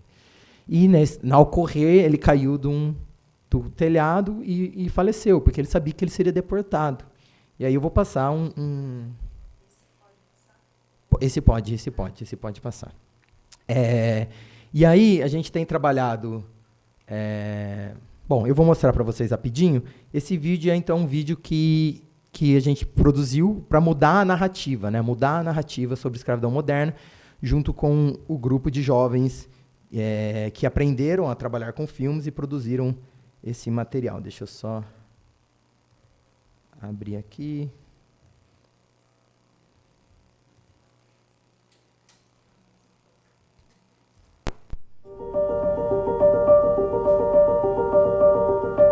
The signs of modern slavery are all around us. Vulnerable people being exploited by criminal traffickers. If you spot it, report it to the authorities so they can rescue the victims. Hold on. Before you call me a modern slave, let me tell you why I'm here. I'm an asylum seeker. I had to flee my country, crossing many borders in fear of my life. I don't blame people for thinking bad of us. Maybe they don't understand what it's like in our country to make us need to flee, or what we have been through to get here. You only throw yourself in the sea because the water is safer than the land. £9.58. That's what I get a week to look after myself as an asylum seeker. That's after I've been housed and fed at the hostel where they have put me. It's 5 miles out of the town, so I walk everywhere because there's nothing to do in my room all day, and the bus costs too much. You might have seen me hanging around with other guys on the street corners in town. There's not much else to do. Then I need clothes for the winter. To get them I need to work. I want to work, but I can't work. I'm an asylum seeker and I'm not allowed to work. So here I am, at the car wash, working illegally. My boss can treat me well or not. There's nothing I can do about it. I'm not supposed to be working, so I have no rights. Hi guys, can I see your documents please? Wait, come back! Come back here! Wait! If the police find me here, they will detain me and I become criminal. I never imagined I would be treated like a criminal just for trying to survive. All I want to do is work, to build a life with some dignity. It's easy for the government to point the finger at the traffickers or abusive bosses, when it is the government that removes the rights of some group of people and makes them vulnerable to abuse and exploitation. If you want to fight injustice, campaign for equal rights, regardless of nationality.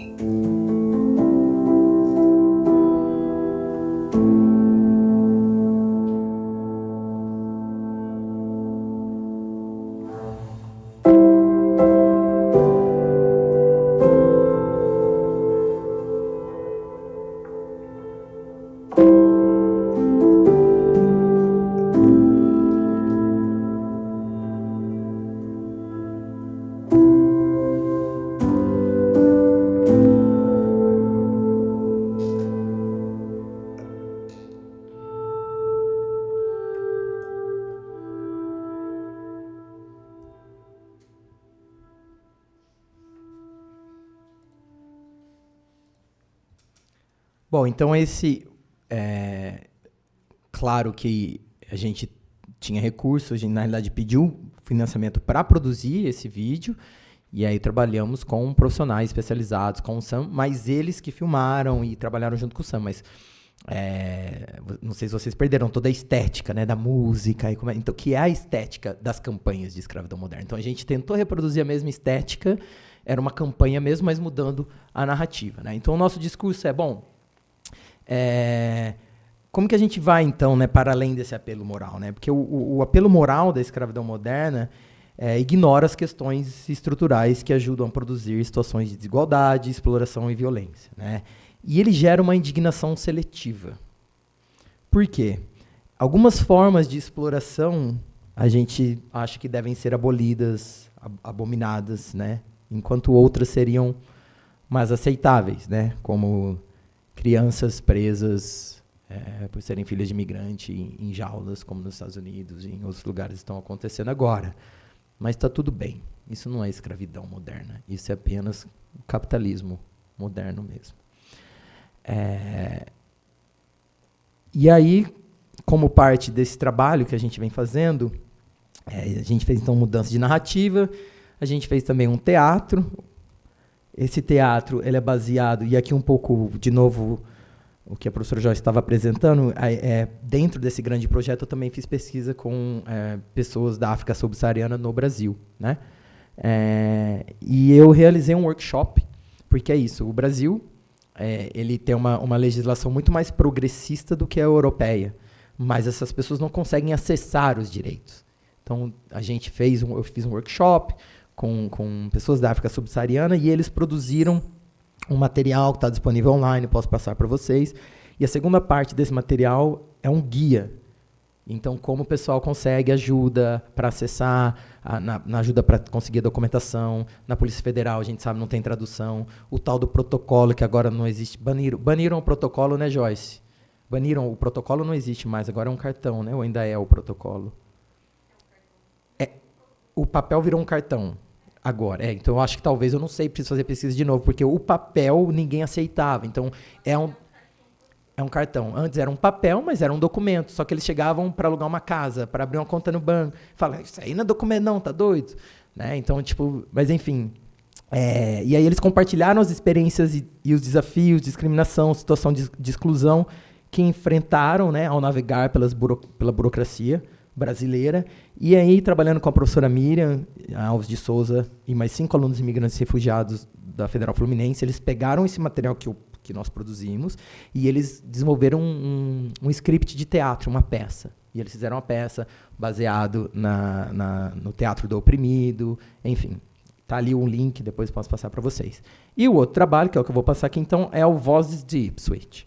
Tá? São 20 minutinhos, sei que está todo mundo cansado. Talvez, não sei se a gente tenha, não sei que horas está para acabar, 5 minutinhos e volta, ou vai direto, mas enfim. O filme foi, então, produzido por esses jovens da África subsaariana que fizeram a travessia até o Reino Unido, parceria com o Sam Liebman, que é um documentarista sensacional, faz trabalho no Brasil, ele fala português, inclusive, em diversos países da África, no Reino Unido. E a gente, na realidade, toda a produção do filme, ela começou com oficinas em torno do tema sobre liberdade. Tá? Mas eles produziram um filme. Agora, quem está online, infelizmente, não vai poder participar, porque nós não temos direito para mostrar o filme. A gente só vai interromper a gravação e a transmissão, enquanto passa o vídeo. Depois do vídeo, acho que a gente pode fazer um intervalozinho, aí a gente volta, a Thalita vai falar brevemente sobre o livro dela e a gente parte para a discussão. Tudo bem? Bom, boa tarde, pessoal. A gente está retornando, então, para a segunda parte do nosso encontro. A gente gostaria, com muita alegria, de chamar a Thalita Azevedo para ela falar um pouco sobre a obra, né, que ela acabou de publicar. E depois que ela fizer isso, a gente vai, então, passar por uma breve discussão. Quero agradecer primeiramente a Cláudia pelo convite, agradecer pelo IEL, agradecer a presença de todos vocês, dizer que é uma honra também descender, né, da apresentação de 2 professores que eu tanto admiro. e dizer que, em 5 minutos, acho que a gente vai ter uma conversa de diálogo bem interessante. Vamos lá. Bom, pronto, agora estou mais organizada. Laraia Exu é Mojubá. Alguém já ouviu essa frase? Não? Bom, samba, moleque, cachimbo, a familiar para todos vocês. Bom, então acho que estamos entrando em sinergia. Quem aqui é de Campinas?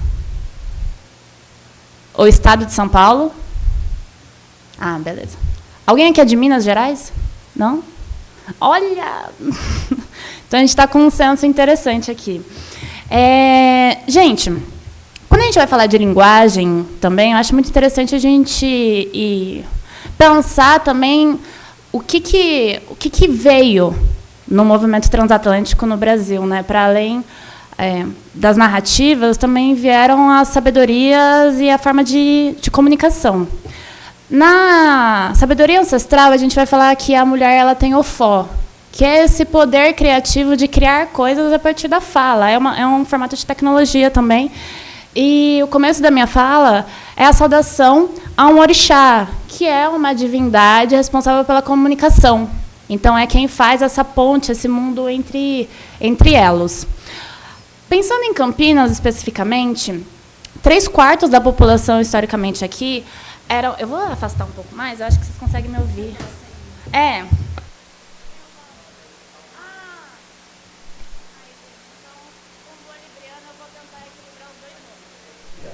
Aí, agora foi. 3/4 da população aqui em Campinas eram de etnia banto. O que isso quer dizer? Né? Eram pessoas postas em uma situação de escravização, mas, mais do que isso, a gente está falando de uma ferramenta de linguagem também. Banto, majoritariamente, é quem veio da Angola. Luanda foi o maior porto de saída de pessoas do continente africano. Como a minha colega trouxe antes, né, o Brasil teve um grande porto de entrada, o Cais do Valongo, que foi no Rio de Janeiro, e Luanda foi um grande porto de saída. Nessa encruzilhada que a gente tem de saberes, a ancestralidade, a epistemologia banto, é um lugar muito interessante para reivindicar na formação de conhecimento que a Unicamp hoje tem promovido. Não necessariamente para falar sobre ciência, justiça epistemológica, todos esses outros conceitos que a gente costuma usar, né, para trazer as ideias e tudo mais. Eu tenho formação em publicidade e propaganda, então essa preocupação de controle da narrativa vem da minha formação intelectual, acadêmica e profissional também.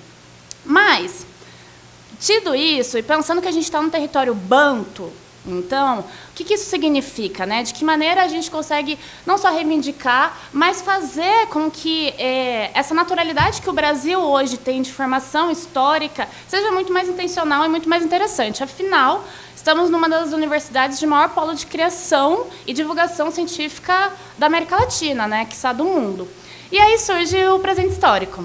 O Presente Histórico é um projeto que, inicialmente, se baseia num estudo etnográfico, com toda a licença dos antropólogos aqui, mas é um estudo etnográfico que vai atravessar 4 estados do Brasil, para entender como os territórios, que é o que eu venho chamado no meu trabalho de inteligência regional, podem promover não só um resgate ou uma conexão com a formação histórica do país que vai atravessar todos nós, mas um lugar de mais sabedoria, pensando em outras formas de adquirir conhecimento e criar produtos, soluções, ideias, formatações que dialoguem com o Brasil, gente. Então, achei muito interessante que a gente está nessa discussão entre Sul e Norte global, né? E eu sou uma grande fã do Brasil, e aqui a gente nasce de um berço epistemologicamente banto e iorubá.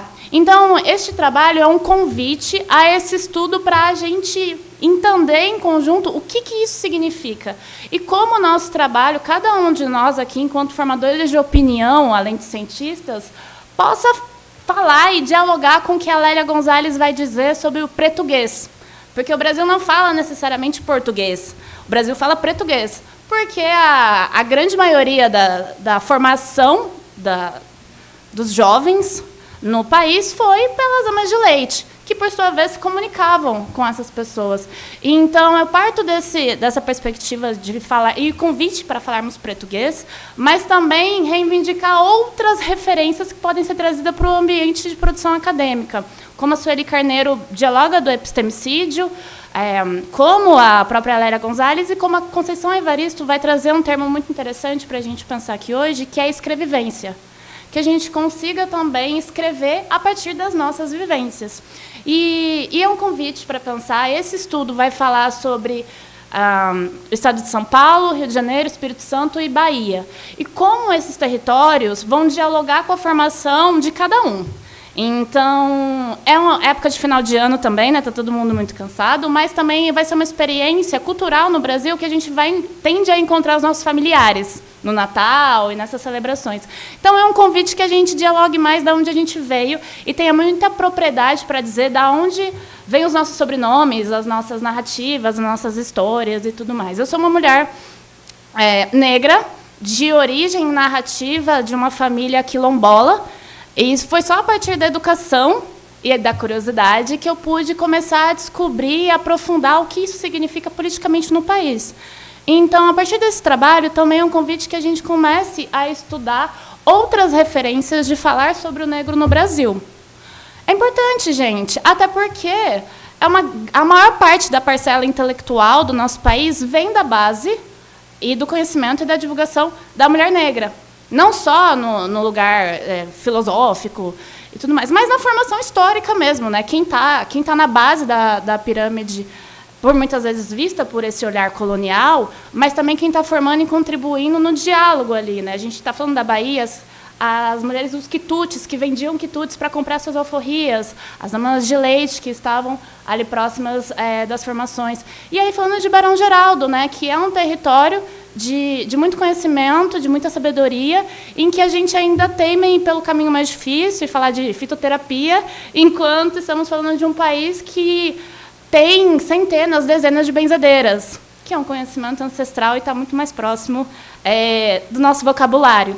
Então, convido vocês a embarcarem nessa viagem desses lugares mapeados e a gente debater isso, né, no ano que vem, já com outras ferramentas de diálogo, mas com uma certeza que esse estudo não é, por mais que esteja eu aqui na capa, não é necessariamente sobre mim, mas é sobre, e nem sobre 4 milhões de pessoas que chegaram no Brasil, mas é sobre as milhões de pessoas que hoje habitam o nosso território. Então, muito obrigada, espero encontrar vocês aí nessas próximas viagens.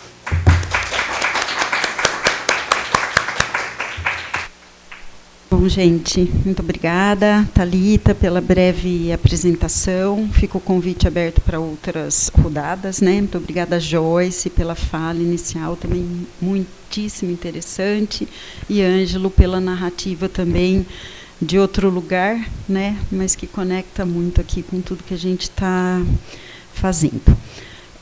Vou abrir, então, depois desses agradecimentos, aí a perguntas, a considerações. Ana, você gostaria de falar alguma coisa primeiro? Vamos abrir para...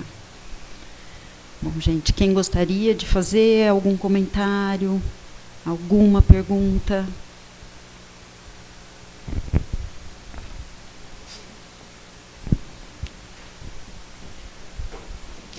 A gente pode pegar, sim, a gente pode pegar 1, 2 pessoas para a gente fazer uma rodadinha. Eu levo. Não, eu levo para você. Eu vou fazer uma primeira pergunta, só para ter pelo menos um grupinho de 2 perguntas, e depois a gente abre para mais. Queria saber de vocês como que vocês acham que as falas, né, dialogaram. Isso também eu abro para as pessoas da disciplina, né, para fazerem esse comentário. Bom, acho que ontem, primeiro agradecer a vocês pelas apresentações.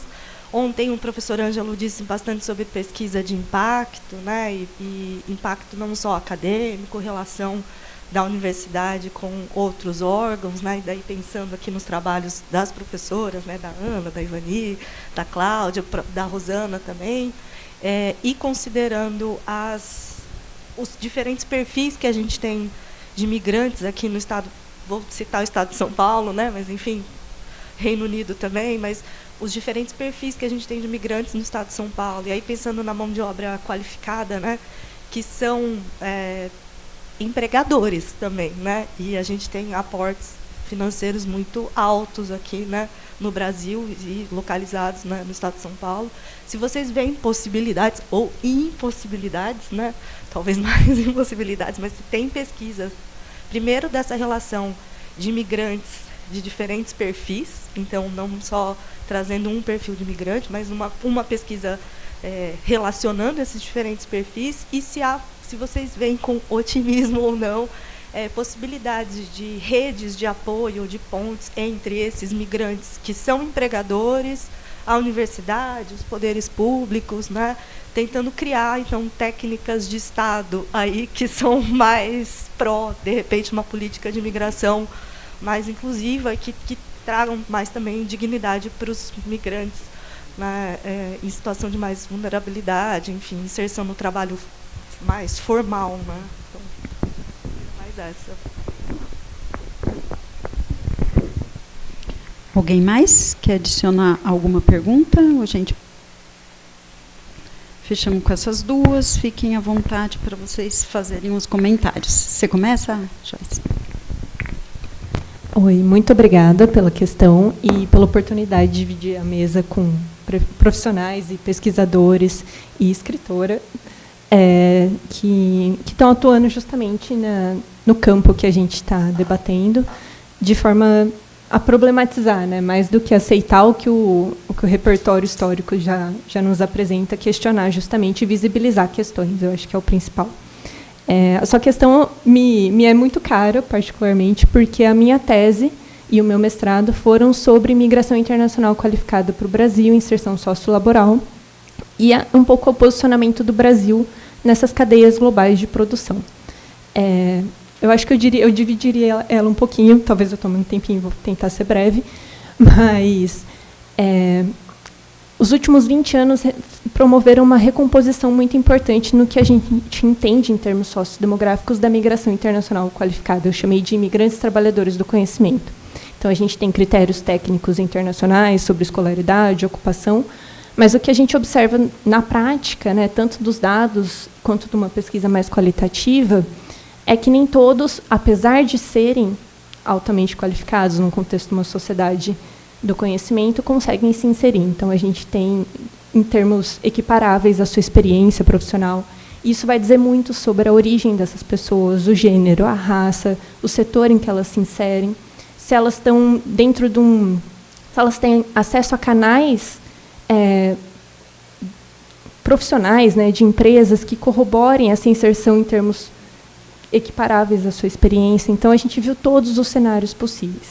E aí, eu até estava falando com a Ana, isso vai perpassar posicionamentos dos estados, das empresas, da sociedade civil sobre o que é, e aí, de fato, o imigrante desejado do século XXI. Quais são as seletividades impostas a esses grupos a partir desses critérios todos que eu posso elencar. E aí, as potencialidades, assim, em termos da nossa atuação como academia de extensão, são vários atores, a gente já fala muito sobre Ministério Público, sobre agentes da sociedade civil, sobre as próprias associações dos imigrantes, é um papel fundamental, mas desse perfil em específico, eu acho que o diálogo a gente ainda tem bastante a avançar. Temos algumas instituições que fazem a ponte para a inserção desses imigrantes. Eu não sei se todo mundo conhece, mas essas instituições que corroboram na documentação, são empresas especializadas nisso. Tem uma associação ABM, que é mais específica para o mercado de trabalho, e que hoje tem atuado muito no advocacy.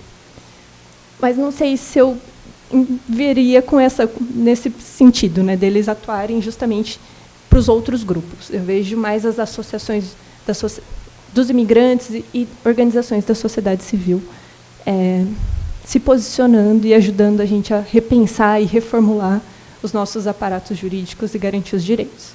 Eu acho que era um pouco isso. Tentei. Posso falar, gente?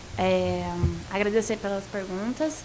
E aqui eu acredito que nessa formação de mesa a gente consegue construir uma narrativa mais coerente do que é o Brasil, né? E eu acho que essa é a função de cada um de nós aqui inseridos nessa sala, né? Como diferentes perspectivas, diferentes estudos, diferentes visões conseguem fomentar novas perspectivas, gente. Então, assim, a Chimamanda vai trazer no livro dela e no TEDx aquele conceito do perigo de uma história única. Né? E aqui eu acho que, embora representemos 3 indivíduos fenotipicamente, né, diferentes, nós não representamos todos eles. Então, é importante também pensar nessa contribuição que uma mesa como essa pode fomentar para o desenvolvimento de novas ideias mais baseadas, mais próximas da realidade do Brasil. Eu vou sempre pontuar esse lugar assim, gente, aqui é o Brasil, nós somos América Latina, um país de origem e construção majoritariamente afrodiaspórica, indígena, e o que a gente vai fazer a partir disso, dessa base, né, de construção. Então, é isso, professor. Perdão, professora Cláudia. Só um único comentário. Eu acho que a mesa foi muito rica justamente por mostrar essa diversidade. E um ponto que eu acho que é bem correlato, que faz a ponte, é a gente repensar que, quando a gente discute o fluxo migratório de imigrantes internacional para o Brasil, a gente está falando de um volume, um estoque que é muito inferior à quantidade de brasileiros fora do Brasil. Então, se a gente está pensando nos direitos dos imigrantes aqui, ainda temos muito a avançar sobre garantir os direitos ou a segurança dos brasileiros fora do país. Então, jogando agora uma ponte aí. Tem um livro bom sobre brasileiros em Londres. É muito bom. Obrigado pela propaganda. Bom, na realidade, só juntando o que vocês já falaram, assim, eu acho que, de fato, o que junta tudo, que é um processo que as ciências sociais agora e as humanidades estão se voltando cada vez mais, de novo, essa questão de olhar para como os processos históricos, né, moldam o nosso presente. E eu acho que é isso que liga a mesa. De certa forma, eu acho que essa é a principal questão. E aí, para mim, eu acho que ontem foi muito interessante. Eu fiz uma perdeu ontem. Não por causa da minha fala, mas foi muito interessante porque o meu egocentrismo não é tão grande assim. Porque teve uma fala sobre impacto de pesquisa, etc., né? E tinha uma aluna do ensino médio, na plateia, Sofia, que levantou a mão e fez uma pergunta muito interessante, né? E justamente sobre isso.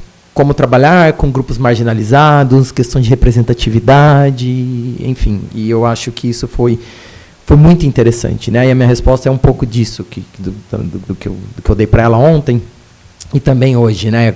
Entender qual é o nosso lugar enquanto pesquisadores, entender o que é produção de conhecimento, como valorizar diferentes formas de conhecimento, mas mesmo assim sem também deixar de ocupar o nosso espaço enquanto pesquisadores, porque isso é muito importante. Nós produzimos ciência, precisamos valorizar a ciência, precisamos defender a ciência, precisamos incluir pessoas de diferentes grupos fazendo ciência, trabalhando com a gente. Eu não sou ativista, eu sou pesquisador, mas eu vou trabalhar com ativistas que sabem fazer ativismo melhor do que eu, né? Enfim, mas eu sei fazer pesquisa, é um pouco do que a gente discutiu.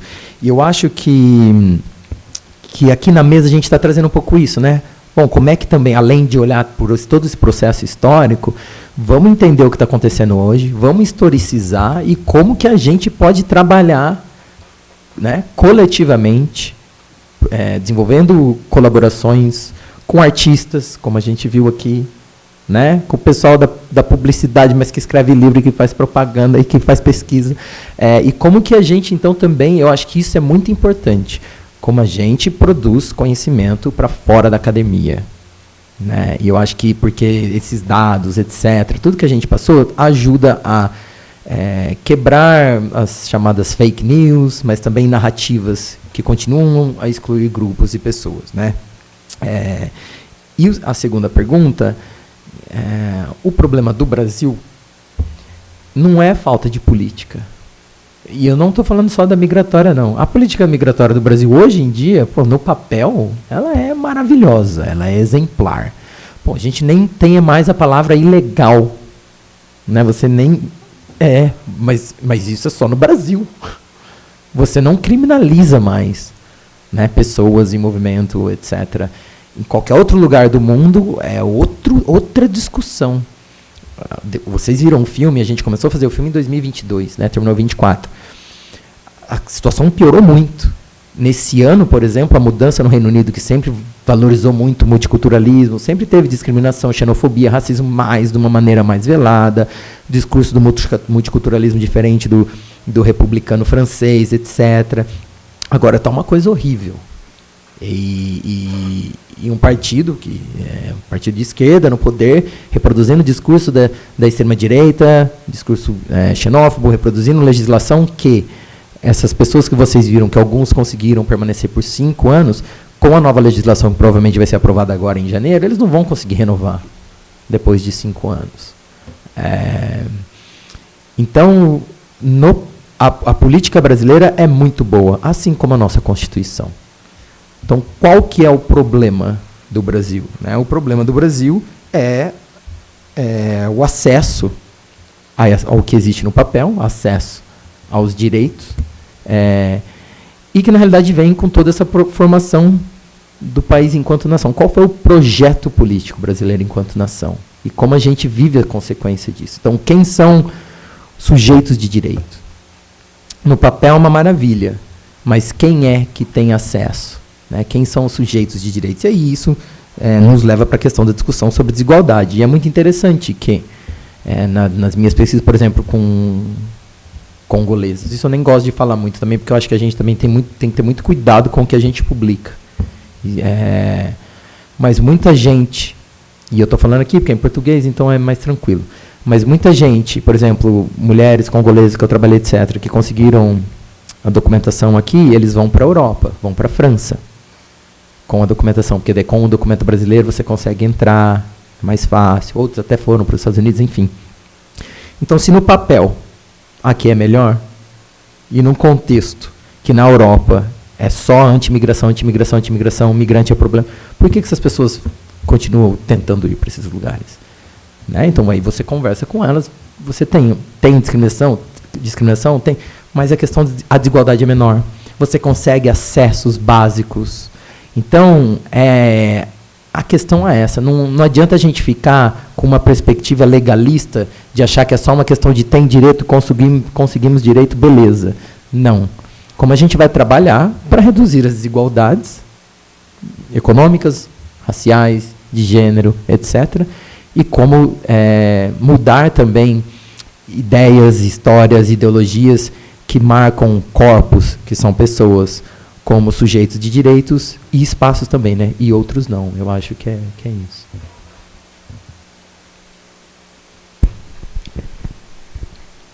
Obrigada. Você tem mais uma pergunta? Você precisa sair. Tá tudo bem? Tá. Eu falei muito, desculpa.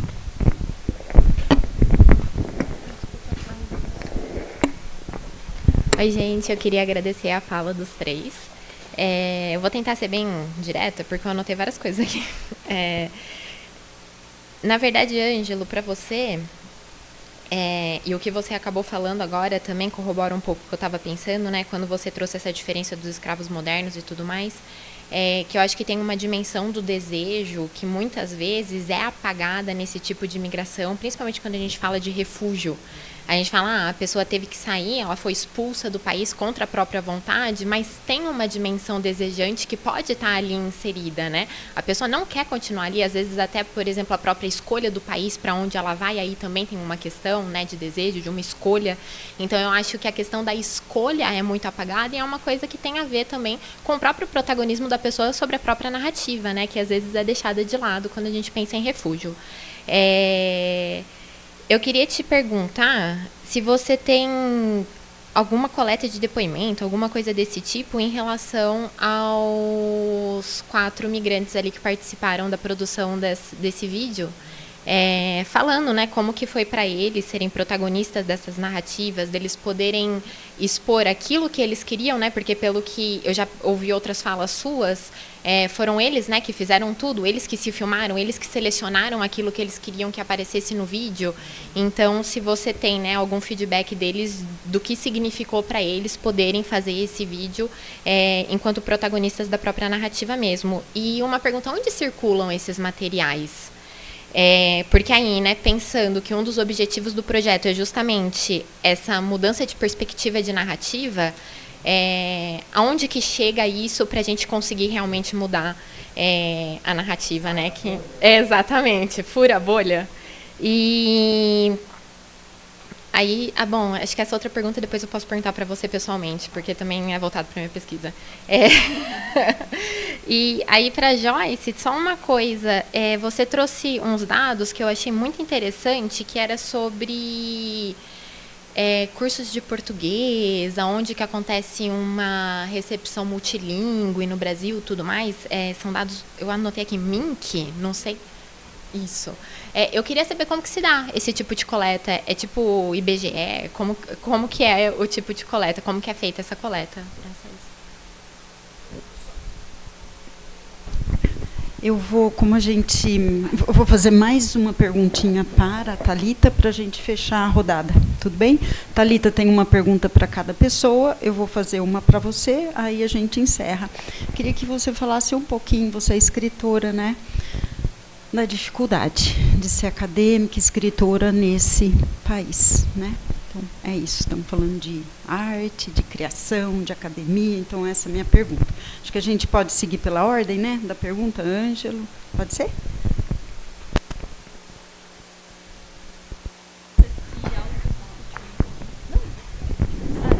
Como foi para você se autodiscutir? Você falou que a capa é você, então, como foi o seu estar no livro também? Obrigada, Joyce. Bom, vamos lá. Eu vou falar rapidinho. A primeira pergunta, em relação aos desejos e essa coisa do refúgio e tal, geralmente eu não fico fazendo propaganda de publicação, não, viu? Eu brinquei sobre o livro, mas agora vou ter que falar de um artigo meu, que eu acho que também foi recomendado, que é o Crossing the Binaries of Mobility Control e tal. Esse, segunda leitura, não está na disciplina. Pois é. Fez dever de casa. Esse Crossing the Binaries, na realidade, ele está discutindo as categorias da migração. Refúgio, requerente de asilo, o trabalhador, o migrante, etc. E aí toda a discussão e isso está presente em várias partes do meu trabalho, que, na realidade, eu estou a todo momento questionando essas categorias. Primeiro que essas categorias do Estado, criadas pelo Estado, a gente tende a normalizá-las e também naturalizá-las, né? E elas não são rígidas quando você vai para a parte empírica. E as pessoas estão a todo momento cruzando entre as fronteiras porosas dessas categorias, né? Então, e é muito interessante, porque se você é menor de 18 anos, aí você é uma vítima. Se você completa 18 anos, você vira um criminoso nesse processo né? Então, primeiro é uma questão em relação às categorias, tá? Eu não gosto nem de usar a categoria migrante. Eu evito o máximo possível. Eu não falo que eu sou pesquisador de imigração, não. Eu acho que a gente não tinha nem que estar utilizando, porque são categorias do Estado que é designada para pessoas específicas. Para outras, nem passa pela cabeça que tem que pedir um visto quando vai para outro país, né? Eu realmente não gosto, não acho que deveria ter um campo de estudo das migrações, mas isso é uma visão apenas política minha mesmo. Você utiliza a mobilidade, o movimento de pessoas para discutir como uma lente, para discutir desigualdades, para discutir controle, para discutir gênero, para discutir... Porque a gente faz parte de toda essa indústria da migração. Porque tem toda uma indústria, principalmente que tem um livro maravilhoso, que é o Illegality Inc., que demonstra toda a indústria por trás da indústria da ilegalidade, onde tem um monte, não é só o pessoal do border control, lá da fronteira, político que está lucrando. Eu também estou escrevendo um livro, estou conseguindo financiamento, estou fazendo filme.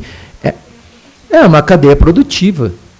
Então, assim, isso, assim, politicamente falando mesmo, eu me posiciono dessa forma. Até porque essas categorias não ajudam em nada. Mas aí, porque, por exemplo, o refugiado, e aí você cria o bom e o mal, né? Porque daí o refugiado é a pessoa sem agência que teve que fugir, mas aí você tem... Eu conheço um monte de gente na área de refúgio que mete o pau no ilegal, né? Porque, não, esse daí faz mal para... Quando que na ilegalidade ela é socialmente produzida. Ela é socialmente, politicamente produzida. Então, isso é uma coisa que é muito forte para mim. A questão do desejo é isso. Então, tá, algumas crianças que estão lá num país que, beleza, o conflito não chegou ainda na vila dela, mas ela não tem dinheiro, não tem acesso à comida, não pode ir para a escola, e aí ela quer sair porque aquela situação está horrível. Não, mas aí não é refugiada porque o conflito não chegou ali ainda. A vida dela não está em risco. Então, de novo, vira uma indignação seletiva. E nesse campo de migrações, é cheio de indignação seletiva, sabe? E aí eu reproduzo o pensamento crítico em relação a isso. E a segunda questão, a questão de protagonistas das narrativas e onde circula, eu vou falar rapidamente, eu acho que eu falei isso ontem de novo, né? Mas, enfim, esse filme não passa por quê? Como eles se sentem, né? Bom, a gente tinha financiamento para fazer o filme, etc. E também parte do financiamento, já no projeto, que eu já estava me perguntando sobre financiamento, já tinha dinheiro para circular, fazer eventos, para mostrar o filme para o pessoal que trabalha com política pública, etc, etc. Fomos em várias cidades. Quando chegou na última cidade, que era em Ipswich, onde é o filme, e eles amaram, eles discutiam, e o pessoal perguntava, e eles falavam do processo de criação, maravilha. Chegou em Ipswich, mostramos num cinema, lotado e tal. Acabou o filme, ou seja, o filme passou ali entre os pares deles, etc. E eles falaram, não queremos o filme online. Mas como assim você não quer? Não, a gente não quer. Porque... Não, pode colocar... Porque uma que, assim... Hoje em dia, sorte que a gente não colocou. Hoje em dia é pior ainda, com o que está acontecendo no Reino Unido. Mas naquela época era tipo assim... eu não quero ser o refugiado. Porque você lembra que eles começam o filme falando, eles falam do o migrante. Pô, eu sou pessoa, eu não quero andar na rua e olharem para mim e falar, lá, o refugiado lá, ó, sabe? Apesar que muitas vezes eles obtiveram ganhos negociando essas categorias e utilizando também, certo? Mas eles falaram, não. Porque quando eles passaram para as pessoas do dia a dia deles ali, e eles falaram, essa galera vai me olhar na rua e eu não quero. Outro processo. Eu não sei se vocês viram, eu pedi para vocês perguntarem, ninguém me perguntou, então eu vou falar do processo de criação do filme rapidamente, desculpa. Mas assim, chegou lá, esses doidos aí, eles querem fazer filme, como é que faz? A gente não sabia como é que faz, é sobre liberdade, mas o que é liberdade? Lá, não estava funcionando, a gente começou a ensinar, olha, assim que filma, tal, eles tentaram fazer entrevista, tem até a parte do LK, do Like, né, que ele fala, não consigo. Não estava funcionando. Aí eu falei assim, bom, aí junto com o Sam, a gente escreveu um papelzinho, tipo, meu lugar seguro, por isso que eles falam, meu lugar feliz, liberdade e tal. E aí coloquei na mesa. Aí eu falei, pega aí, e eu também fazia parte. Tanto é quando eu falava assim, na NASA, era eu perguntando, você queria ir para a NASA? Aí pega um papelzinho e fala, então, meu lugar feliz, na casa da minha mãe. E aí começou a funcionar, eu fiz pro Sam, filma, aí o Sam foi lá, pegou o LK, começou a filmar e tal. Então aquilo foi toda a estrutura dorsal do filme, porque daí depois a gente fez os extras. Meu lugar feliz é na academia. Aí vai lá na academia, futebol, tal. Então foi assim. E funcionou. Só que, nessa mesa redonda, a gente começou a falar sobre as jornadas.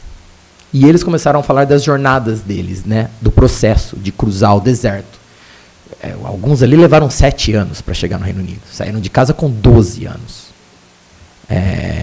Aí, não, eu estou aqui no Sudão, do Sudão eu vou para o Chad, porque eu ouvi falar que é melhor. Chega lá no Chad, explorado, violentado.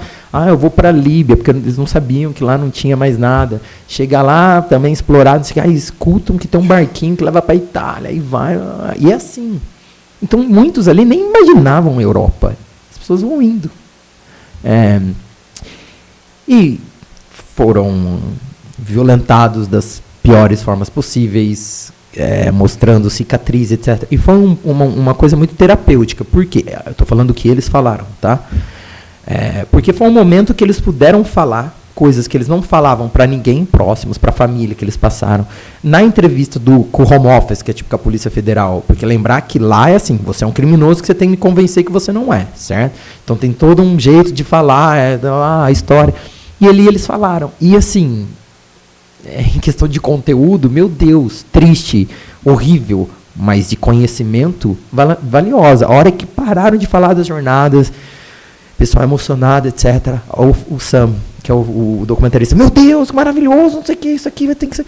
Eles falaram, não, gente, eu não quero. Não, eu também não quero. Então tem isso, sabe? Esse processo de a todo momento negociar o que vai estar ou não, e eu acho que, de novo, é muito forte, principalmente na Europa, porque a galera vai para Gana, filma um monte de criancinha lá, que é onde e leva para a Europa, e as pessoas nem sabem que as crianças estão sendo filmadas. Então, eu acho que isso foi muito importante para a gente. Tá? Eu já falei demais, eu vou passar para vocês. Agradeço a pergunta. Eu vou um pouco me colocar na sua pergunta. Eu acho que essa questão do status migratório fluido, né? Quando você fala de... no Brasil a gente não discute mais ilegalidade, a gente discute irregularidade migratória. Eu acho que no senso comum isso ainda não foi superado. Então, é importante pensar, né, que a ilegalidade ela parte dessa perspectiva criminal, de um código penal, e que a migração seria uma questão burocrática, na prática.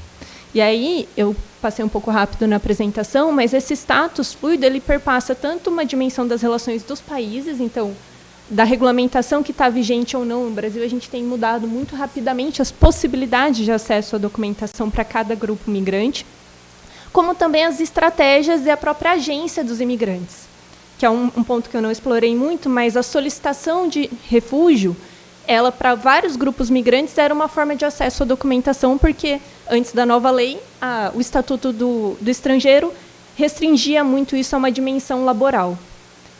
Então, essa agência, né, essa atuação dos diferentes grupos migrantes, tanto na recomposição, né, da nossa regulamentação, quanto na própria, no seu próprio projeto migratório, seja numa estadia por estar com uma questão de ser estudante, ou um relacionamento, ou ter permanecido o tempo necessário. Eu acho que isso tem essas duas dimensões que a gente precisa levar em consideração.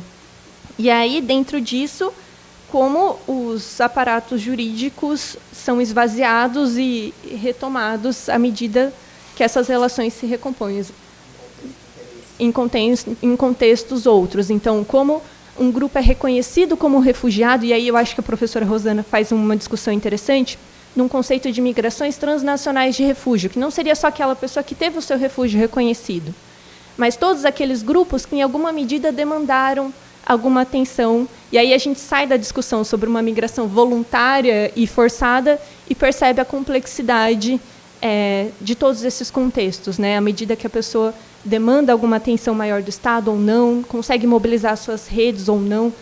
Não era a minha pergunta, mas eu achei. Então, nesse sentido, pensando que a minha tese era sobre migração internacional de trabalhadores do conhecimento, eu acho que eu vou um pouquinho questionar ou refletir sobre o que você falou, porque eu acho importante a discussão sobre migração à medida que a gente compreende toda essa gama de experiências e perfis sociodemográficos que acontecem dentro de um contexto de mobilidade internacional. Eu estou falando do expatriado, eu estou falando do estudante, eu estou falando do representante diplomático, eu estou falando daqueles que estão cruzando a fronteira em situação de extrema vulnerabilidade. Então, reconhecer que todos fazem parte, em alguma medida, do mesmo campo de debate também é um posicionamento político. Então, não sei, não contradiz, mas eu acho que caminha. Mas, sobre a sua pergunta em específico, a Munique é uma pesquisa do IBGE que vai falar sobre... E ela é feita com a prefeitura. Então, não é um censo, mas é um questionário aplicado com a instância oficial do poder público local. Migração não é um tema que está em toda pesquisa da Munique, ela é anual. Porém, esteve em 2018 e em 2024.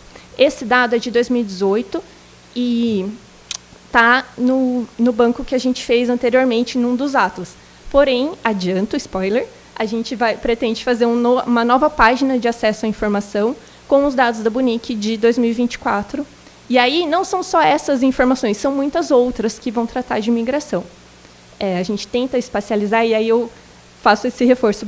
Olhem o Banco Interativo do Observatório das Migrações em São Paulo. É o nosso esforço de criar uma plataforma que seja mais acessível, mais simpática para outros públicos e levar essa informação. E aí, nesse sentido de sair do senso comum, a gente ainda tem muito a questionar, a visibilizar, e aí trabalhar nossa linguagem, acessar outros públicos, fazer esse exercício em outros espaços é fundamental, com evidências científicas. É só assim que a gente... Científicas no sentido de não se balizar, né, numa fake news ou no vídeo que eu vi na internet, mas em informações coerentes. Muito obrigada.